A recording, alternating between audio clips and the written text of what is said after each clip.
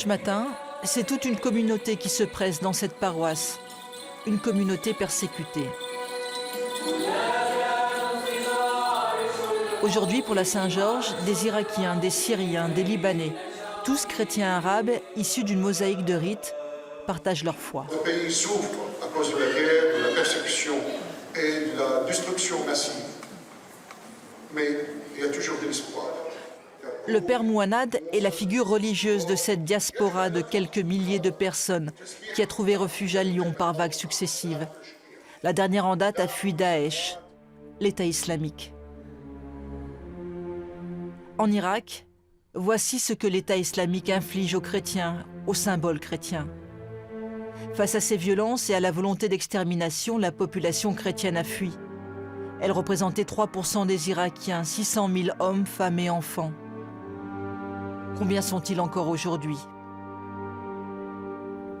Le père Mouanad fait des va-et-vient entre la France et l'Irak. Chacun de ses retours de voyage est très attendu. Beaucoup sont arrivés en fait complètement désespérés, en dépression totale, les enfants traumatisés. Et surtout la dernière vague après l'invasion de l'État islamique à Mossoul et dans la plaine de Ninive, ce sont des gens qui ont tout perdu. Et comme j'ai dit, c'est ce que ma mère m'avait dit, parce que mes parents ont été chassés aussi de Bagdad. Ma mère, elle a dit, nous avons tout perdu, mais nous ne voulons pas, et nous n'avons pas perdu celui qui donne tout. Celui qui donne tout, Dieu.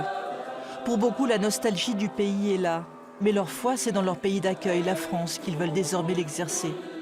Parmi ces familles, rares sont celles qui envisagent un retour en Irak. Je rêverais de voir l'Irak en paix, surtout.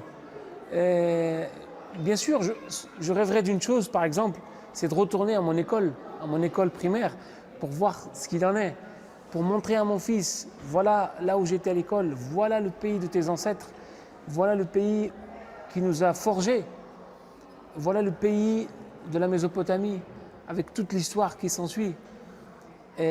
Après, vivre en Irak, pour être très franc avec vous, je ne peux pas vous dire que je pourrais retourner vivre en Irak. Ces chrétiens d'Orient, ces frères arabes, comme les appellent les catholiques, ont fait de Lyon leur terre promise. C'est ici qu'ils éduquent leurs enfants, se reconstruisent un avenir. La plupart des familles ont encore des proches en Irak et en Syrie. Beaucoup y ont enterré des morts et fait une croix sur leur passé.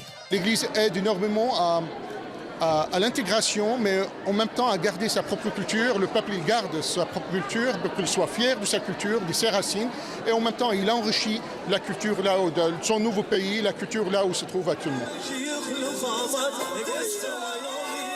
Et les chrétiens d'Orient ont une histoire forte qui les lie à Lyon. Une histoire de solidarité et de fraternité entre les hommes.